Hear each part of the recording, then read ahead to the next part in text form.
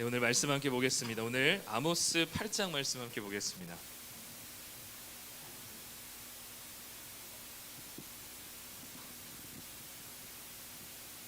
아모스 8장 구약 성경 1281쪽에 있습니다.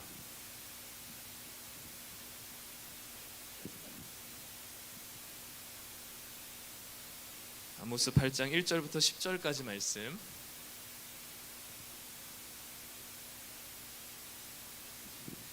네, 우리 교독하고 마지막은 함께 읽도록 하겠습니다. 제가 먼저 1절 읽겠습니다. 주 여호와께서 내게 이와 같이 보이셨느니라. 보라, 여름 과일 한 광주리이니라. 그가 말씀하시되 아모스야, 내가 무엇을 보느냐? 내가 이르되 여름과일 한 광주리이다. 여호와께서 내게 이르시되 내 백성 이스라엘의 끝이 이르렀은즉 내가 다시는 그를 용서하지 아니하리니. 그날의 궁전의 노래가 애곡으로 변할 것이며 곳곳에 시체가 많아서 사람이 잠잠히 그 시체들을 내어버리리라. 주 여호와의 말씀이니라.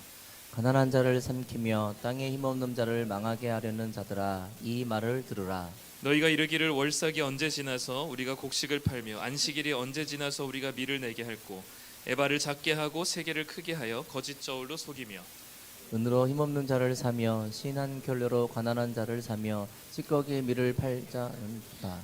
여호와께서 야곱의 영광을 두고 맹세하시되 내가 그들의 모든 행위를 절대로 잊지 아니하리라 하셨나니, 이로 말미암아 땅이 떨지 않겠으며 그 가운데 모든 주민이 애통하지 않겠느냐.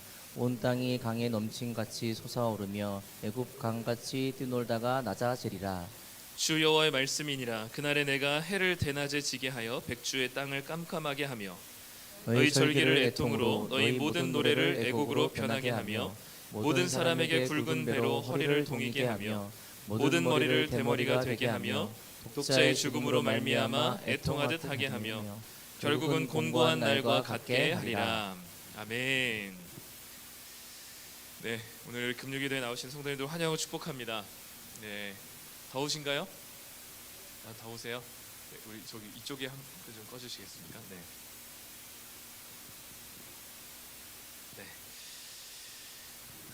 네, 한 주간 또 부단히 애쓰시면서 사셨죠.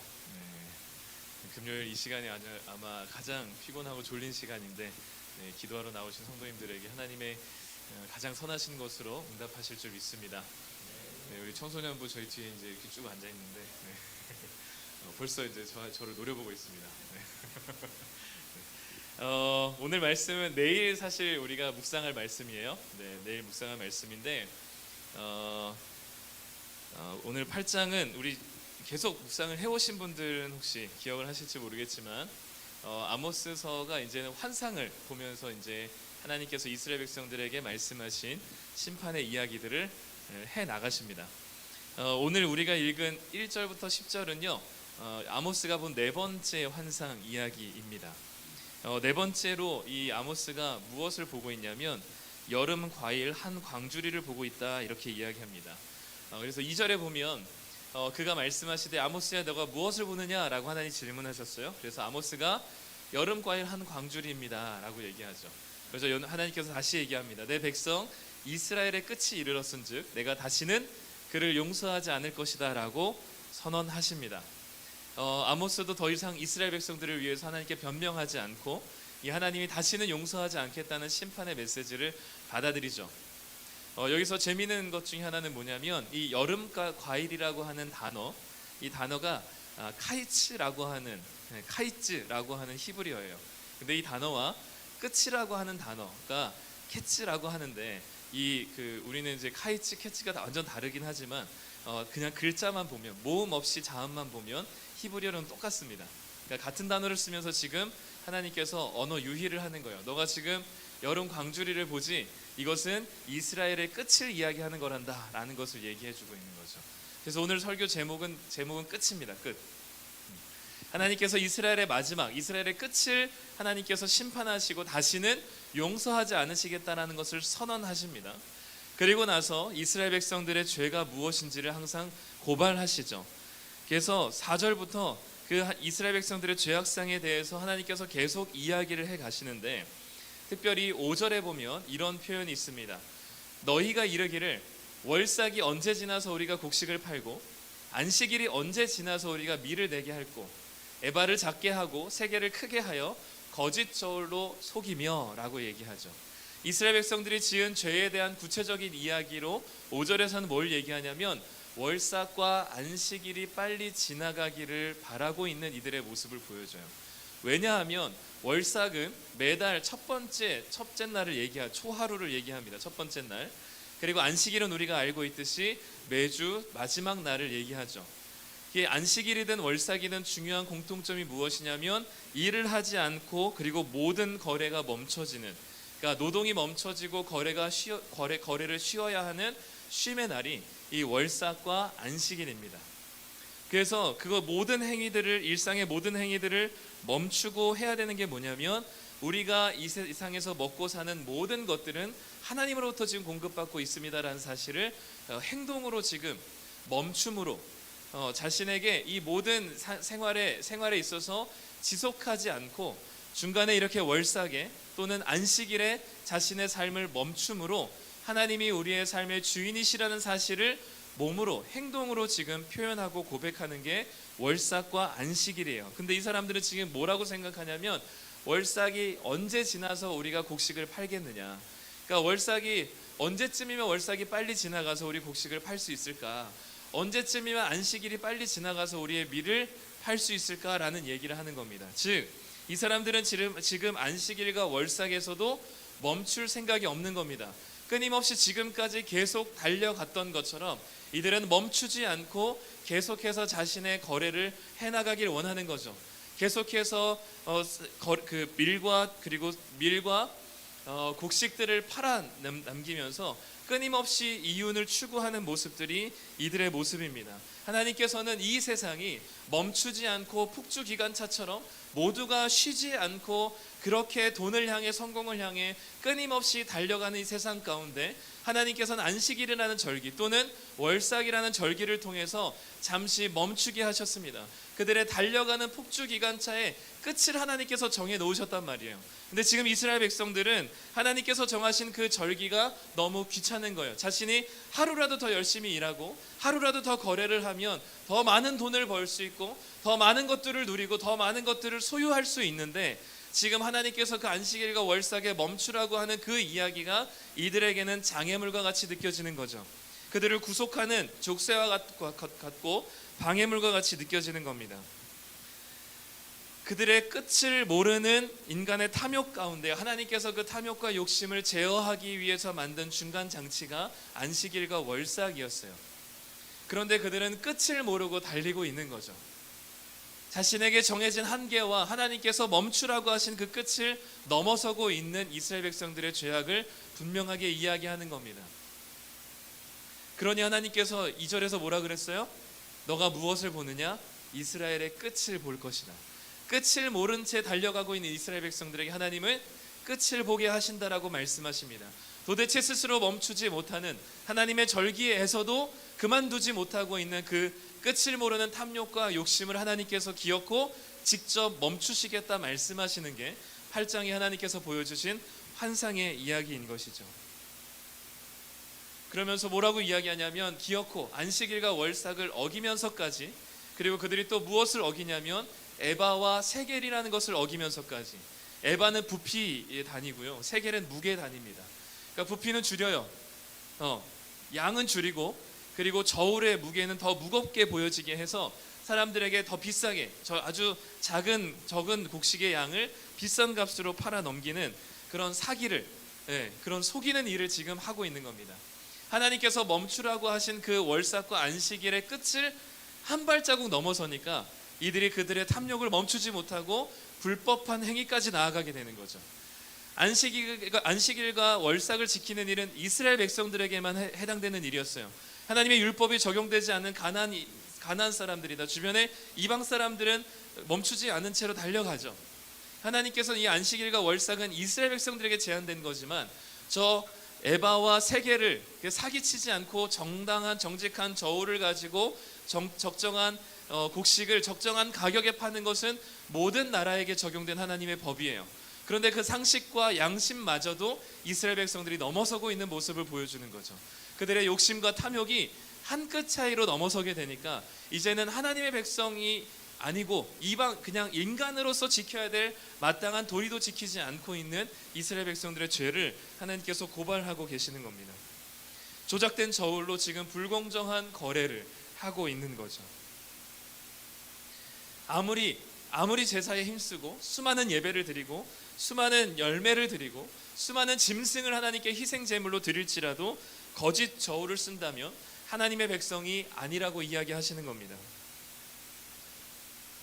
그러면서 6절에서는 은으로 힘없는 자를 사고 신 한 켤레로 가난한 자를 사고 찌꺼기 밀을 팔자고 한다, 이렇게 이야기합니다. 은으로 힘없는 자를 산대요.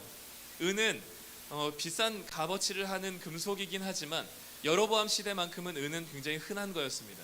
이 아주 저렴한 가격에 가난한 자를 사는 거예요. 힘없는 자를 사는 겁니다. 그리고 신 한 켤레로, 신발 한 켤레로 가난한 자를 사요. 그리고 이들을 그렇게 마구 부려먹습니다. 이들의 노동력을 착취하고 이들의 노동력에 대한 정당한 대가를 지불하지 않은 채 이들의 노동력을 착취해요. 저렴한 값으로 이들을 사서 그리고 이들의 터무니없는 품삯을 지불하면서 이들을 계속해서 이용해 먹는 거죠. 그리고 기어이 그들에게 정말 쥐꼬리만한 신 한 켤레만한 이 월급을, 급여를 주면서 그들에게 무엇을 파냐면 6절에 보면 찌꺼기 밀을 파는 도다라고 얘기합니다. 찌꺼기 밀을 이들에게 파는 거예요. 그러니까 아주 탐욕의 끝을 달리고 있는 거죠. 그들의 욕심과 그들의 이 마음에 일어나는 그 수많은 욕심이 제어가 되지 않은 채 안식일과 절기에서 멈추지 않고 끝을 모르게 달려가니까 더 이상 이 멈출 수 없는 폭주기관차로 끝까지 달려가는 겁니다. 결국 하나님께서 이들의 끝을 맞이하게 하시겠다 말씀하시는 게 오늘 8장의 말씀입니다. 제주도 성산포에 가면 성산포에서 조금 더 떨어진 곳에 보면 한 작은 섬이 있습니다. 거의 섬 이름은 소가 누워있는 모양을 닮았다고 해서 우도라고 지어져 있어요. 그 우도에 보면은 해녀가 한 300명에서 400명 정도가 그 물질을 한다고 해요. 제주 출신의 한 영화 감독이 7년 동안 이 우도에서 해녀들과 함께 지내면서 다큐멘터리 영화를 만들었는데 그 영화의 제목이 물숨입니다. 물숨. 영화를 보면 굉장히 신기한 것 중에 하나가 해녀도 계급이 있대요. 상군, 중군, 하군. 하군은 똥군이라고 부르는데 상군은 바다에 한 15m에서 20m까지 내려가서 물질을 할 수 있는 사람을 가리키고, 이 하군은 그 바다에서 한 1.5m에서 2m 정도 바다에 내려가서 물질을 하는 사람을 하군이라고 이야기한대요. 근데 이 상군, 중군, 하군이 이 어떤 경험과 뭔가 이렇게 노하우로 나뉘어지는 게 아니라 유전적으로, 태생적으로 나뉘어진대요. 왜냐하면 사람마다 그 숨 길이를 가지고 태어난다고 해요. 그래서 그 숨 길이를 어떻게 늘릴 수가 없대요. 그래서 그 타고난 숨 길이에 따라서 상군, 중군, 하군으로 나뉘어진다고 합니다. 근데 상군이든 중군이든 하군이든 모든 해녀들이 이 바다에 들어가서 조심해야 될 것이 있는데 그게 뭐냐면 물숨이래요. 물숨. 물에서 쉬는 숨이죠. 물에서 숨을 쉬면서 이제 물을 먹게 될 때 생명이 완전히 위협을 느끼게 되는 겁니다. 바다 밑에서, 바다 속에서 들이마시는 숨을 물숨이라고 하는데, 이 물숨이 해녀들의 목숨을 앗아가는데 제일 첫 번째 원인이라고 합니다. 해녀들이 그렇게 조심하고 또 조심함에도 불구하고 1년에 한두 명의 해녀가 이 물숨 때문에 발생하는 사고로 죽게 되는 경우들이 있다고 해요. 바닷속에 들어가서 막 여러 가지 싱싱한 해산물들을 채취하는 이 해녀들에게 가장 무서운 게 바로 무슨 식인상어이거나 어떤 다른 요인들이 아니라 이 물숨입니다. 물숨을 다른 말로 표현하자면 욕심이겠죠.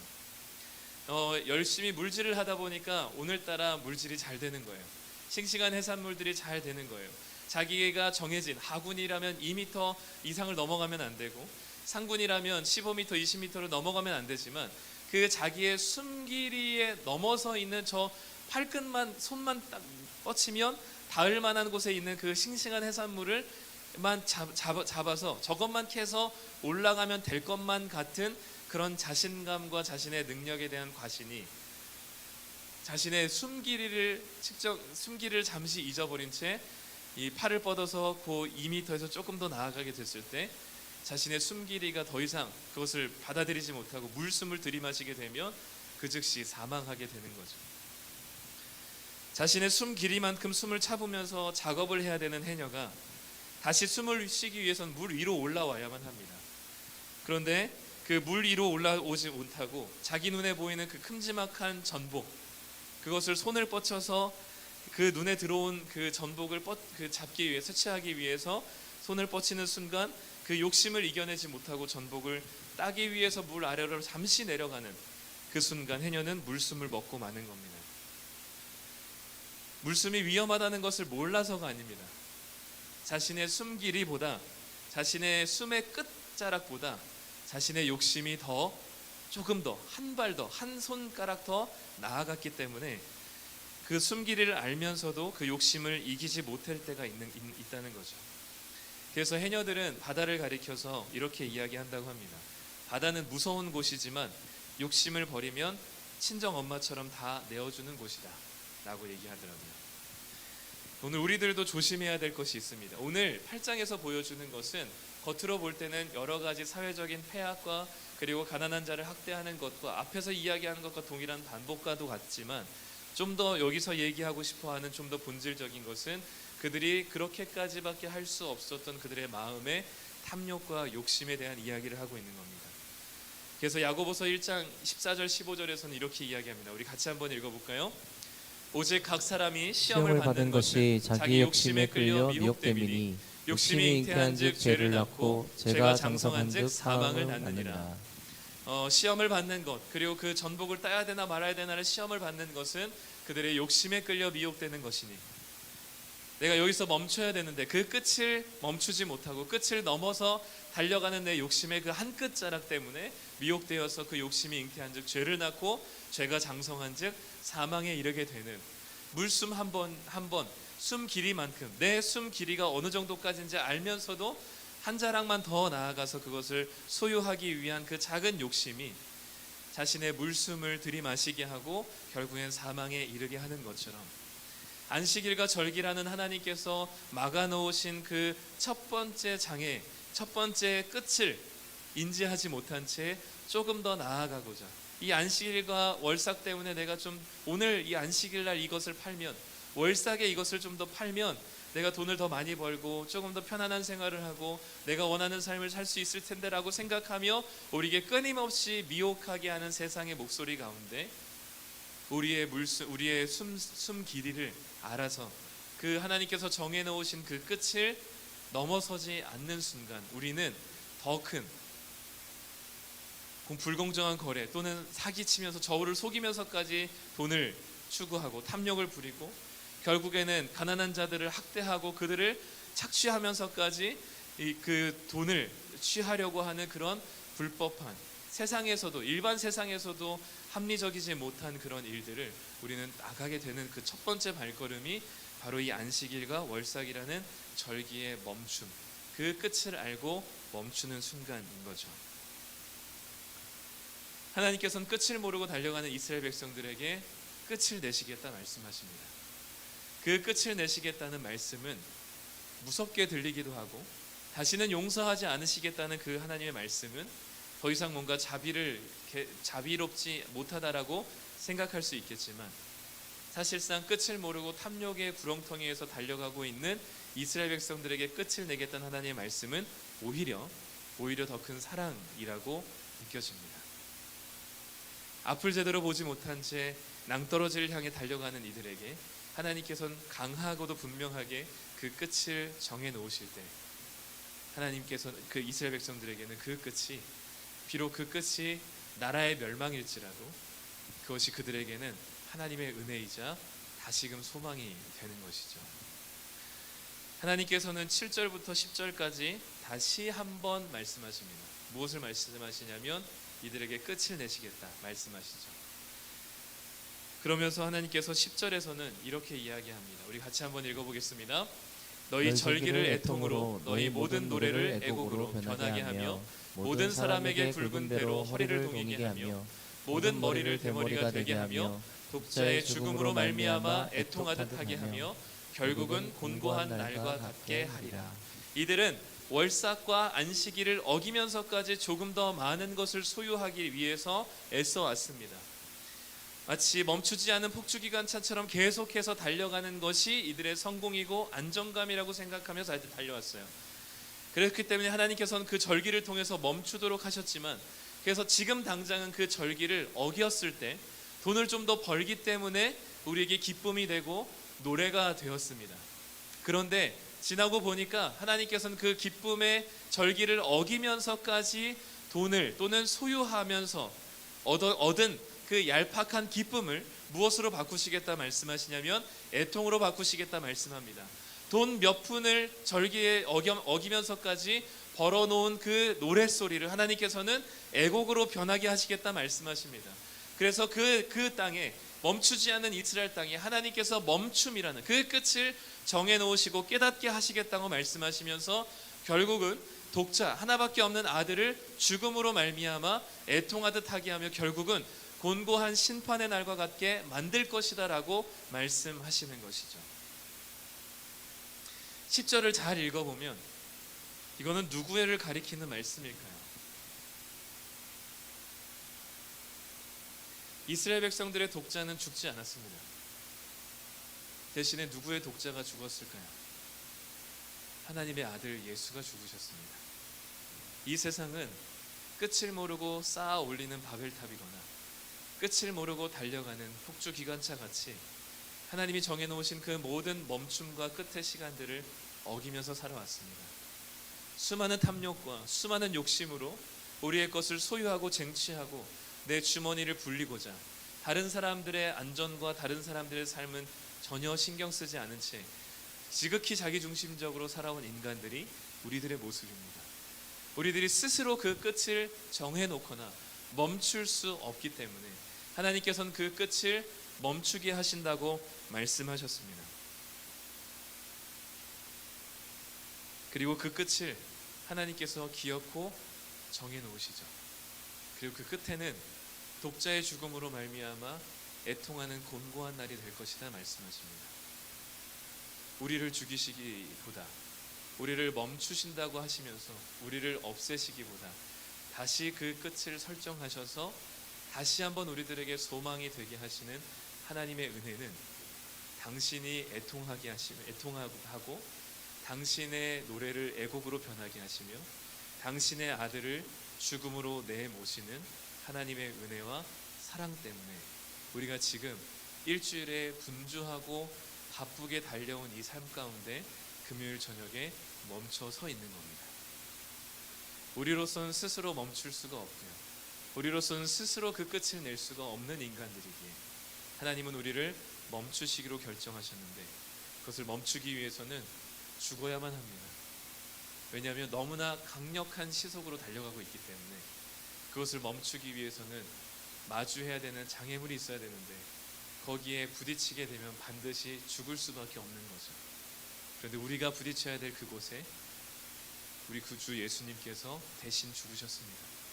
그리고 그곳을 아주 푹신한 완충제로 만드시고 우리를 다시 멈추게 하시고 그 예수님으로 인하여서 다시 우리의 주인이 하나님이신 것을 우리에게 알려주신 것이 바로 당신의 아들 독자의 죽음으로 당신이 즐거워해야 될 절기에 당신이 애통하시고 당신의 노랫소리가 가득해야 될 그때 당신의 애곡하는 소리로 가득하게 만드신 것이죠.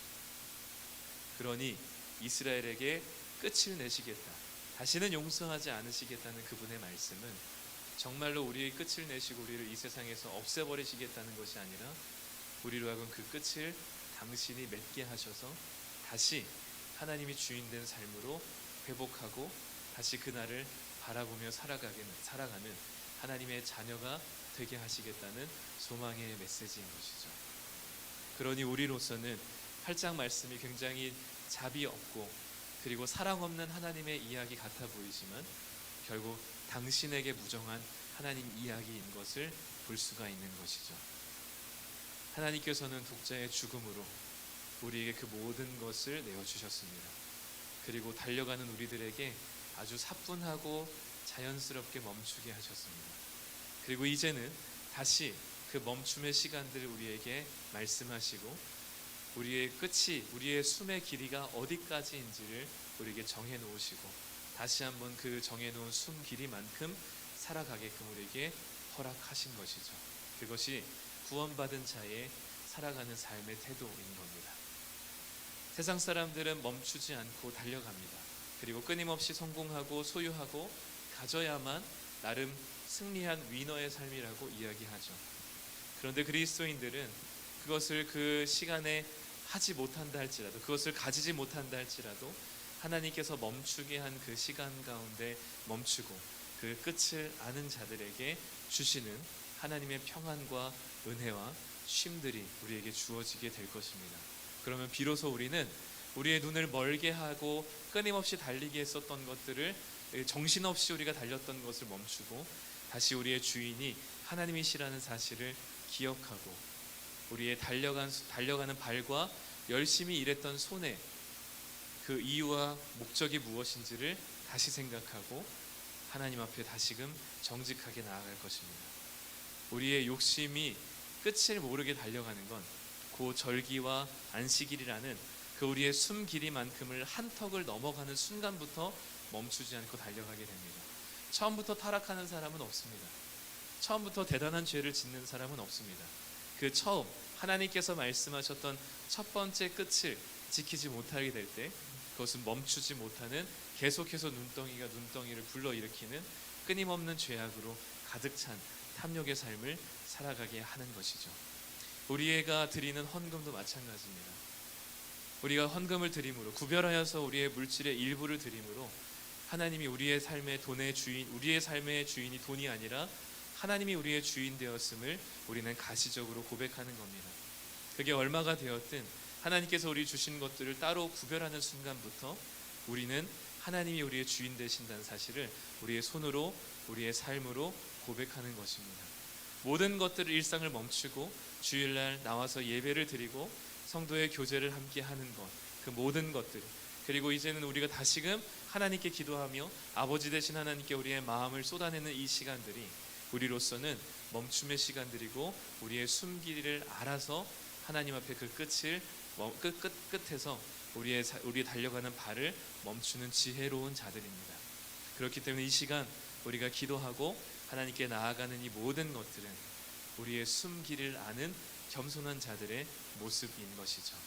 바라기는 이러한 겸손한 가운데 우리의 끝을 알아서 탐욕과 욕심에 계속해서 달려가는 자들이 아니라 우리의 주인이 하나님이시라는 것을 고백하며 나아가는 우리 모든 성도님들 되시기를 간절히 소망합니다.